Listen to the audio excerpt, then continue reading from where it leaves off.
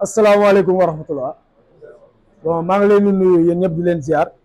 donc di jiital nuyoo bi monsieur le maire Mouhamed Bilal Diatta moom mi nga xam ne moom mooy suñu kilifa donc di rafetlu aussi initiative bi ak xalaat bi ginnaaw bi ñu leen dalalee ngeen ñëw si jàmm donc rafetlu nañ aussi teewaay bi ngeen teew fii au nom du maire je parle aussi sous le contrôle du directeur de cabinet monsieur Moussa Fall. Voilà tey nag dañ fi daje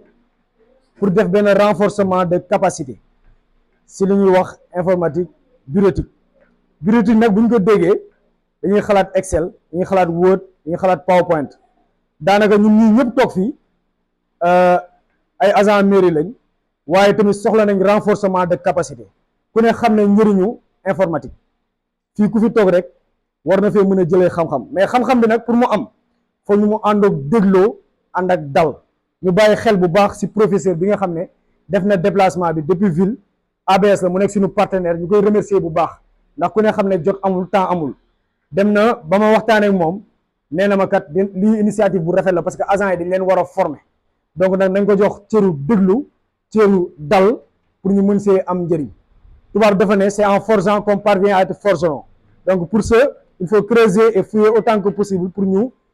réussir li nga xam ne moom moo ñu toogloo fii pour ñu génnee si ak jàmm ak ay attestation ak diplôme bu ñu génnee ñu ne kat l'histoire retiendra que sous le règne de Mouhamed Bilal Diatta monsieur le maire agent yi formé na leen si waxtu bii te génne nañ si bii asalaamaaleykum wa rahmatullah ñu déglu ko ñu commencé si jàmm. Présent d'abord, moi c'est Oumar Faye, responsable pédagogique à African Business School.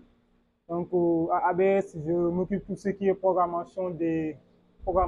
cours en licence et la programmation des cours au BTS, le brevet technicien supérieur.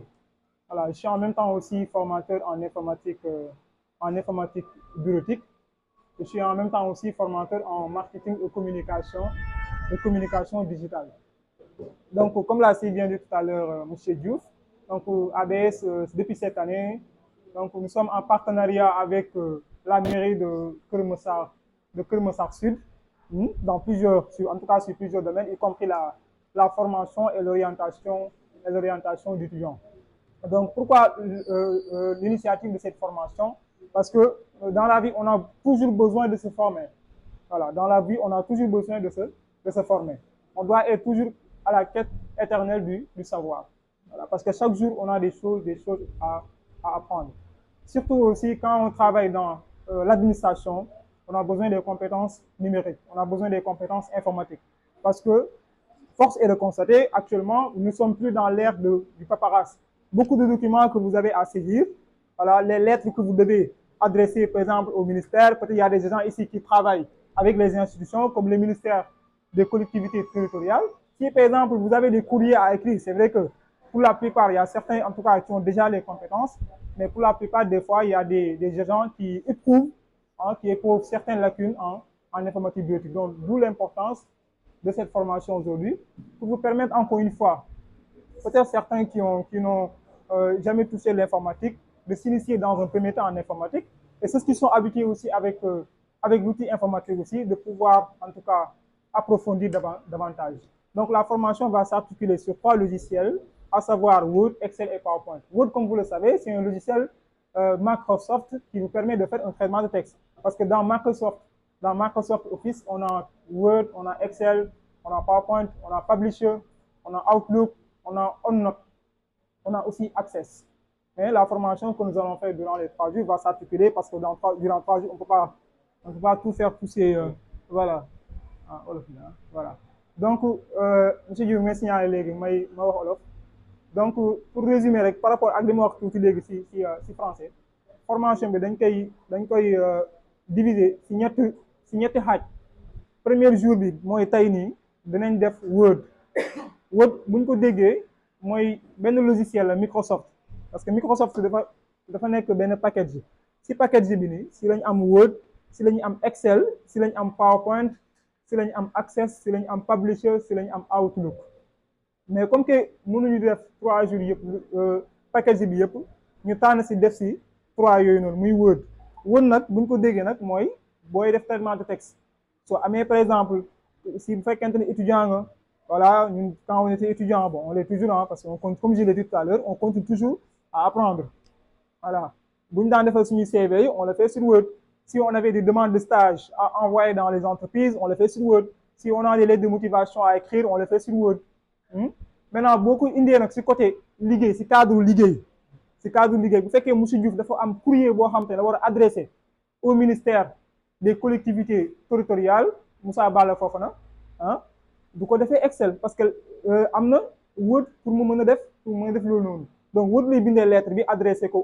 au ministère des collectivités territoriales su fekkee aussi tamit benn genre comme par exemple les associations vous travaillez avec les associations qui vous envoient très souvent en tout cas des demandes des lettres de parrainage lettres yooyu yëpp si Word lañ koy defee boo nekkee étudiant aussi wala élève des fois ngeen am ay expo yu ngeen jox en classe documents yi ngeen de présentation yëpp Word lañ koy defee donc en résumé c'est en grosso modo ça Excel comme vous le savez aussi Excel li si ëpp moom c'est un classeur la boo xamante ne mën nga si di def say calcul par exemple su fekkente ne par exemple monsieur Diouf dafa war a def par exemple benn budget boo xamante ne vous savez Kër Massar voilà inondation yi dafa bëri def benn budget boo xamante ne c'est pour la gestion des inondations avec Excel mën na defal au maire benn tableau boo xamante ne récap ne ah bon on a besoin de je sais pas 5 moteurs moteur bi lii lañ koy jaayee dans un tableau Excel mu bind ko calculer ko voilà nga xam ne automatiquement mu def calcul somme totale bi dina xam voilà gestion inondation yi lii la koy coûter les factures aussi si vous avez des factures à faire ay factures aussi mën nañ ko defaree si Word désignation quantité prix unitaire prix total hein, calculer la TVA la taxe sur la valeur ajoutée le montant TTC hein, le montant toute taxe comprise donc tous ces documents là on va le faire avec Excel. Si vous êtes aussi comptable, à la fin du mois aussi, vous faites l'état des salaires de vos employés. Donc, tous ces tableaux-là, donc, on pourra en faire sur en tout cas, notre maximum, c'est Excel. On va en finir avec PowerPoint. PowerPoint, c'est un logiciel de présentation qu'on appelle souvent à travers les slides, mais les diapositives. C'est-à-dire, si vous avez, par exemple, quand on était étudiant, à la fin de notre cursus, on nous demandait de présenter un mémoire de fin d'études. Voilà, le mémoire de fin d'études, ça peut aller jusqu'à 40, 50, 90 pages. Alors que jour soutenance bi 15 minutes rek nga am pour présentation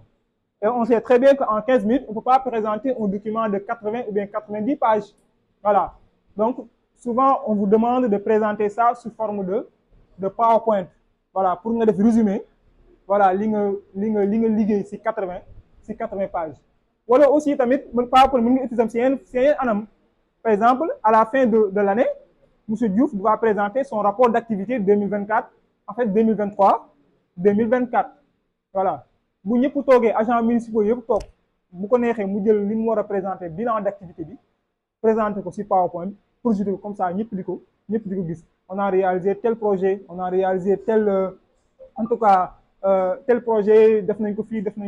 là mën na ko def ci PowerPoint donc formation bi ci ñetti logiciels yooyu lañ koy tënk voilà c'est vrai que nag y a certains peut-être d'entre vous yi nga xamante ne ils sont déjà outillés donc ils auront besoin juste d'être renforcés voilà ñi nga xamante ne aussi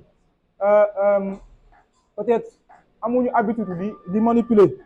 di manipuler ordinateur aussi peut-être ce sera l'occasion aussi ñu commencer familiariser wu avec l'outil informatique aussi comme li ñuy wax du loo xamante ne en fait da nga koy jàng ba mu jeex tàkk am na loo xamante ne si sa en fait par sa curiosité moo lay permettre ñu découvrir yenn yi voilà c'est curiosité parce que léegi jàng léegi métteetul voilà jàng léegi métteetul peut-être ñun suñu jeune génération ñun chance bi ñu am peut-être suñu papa yi ak suñu yaay wala suñu tonton yi amuñu woon chance boobu parce que ñun dañoo tombé si jamono boo xamante ne ah facilement mën nga am ordinateur lii par exemple lii il y a cela les années 80 années 70 accessibilité outils informatiques bi c'était pas voilà c'était pas comme je me rappelle quand j'étais encore très jeune cybercafé laa doon dem voilà ñun ñëpp cyber lañ daan dem voilà jënd ay boo demee cyber ñu jox la benn ticket vous vous souvenez n'est-ce pas voilà donc bon peut-être moi j'ai eu la chance voilà teel a sob si machine moo ma dimbali comme samay morom yu bëri voilà mais ñun jeune génération bi sens bi ñu am peut-être ñeneen ñi amuñu ko woon facilement ce téléphone, tu peux avoir des supports de cours facilement. Vous dugg benn site internet, hein, boo waree def comptabilité, dugg si internet, PDF Drive, tu as les supports de cours en comptabilité, en marketing, en tout cas machin comme ça. Voilà, donc xam-xam dama naan xam-xam léegi tey la gën a bëri, mais tey lañ gën a am paresse pour dem uti ji ko. Voilà, léegi boo toogee sa téléphone soxla dara, tu peux aller sur YouTube par exemple, seetaan benn cours boo xamante ne ça va pas te coûter même pas 10 minutes nga am si xam-xam. Voilà, dugg boo bëggee par exemple le code des collectivités territoriales, dugg si Google télécharger ko nga am ko sa téléphone nga xamante ne xam nga ni lii moo régir les collectivités territoriales. Donc tout ça c'est important, mais bon, on va pas prendre beaucoup de temps avec les explications.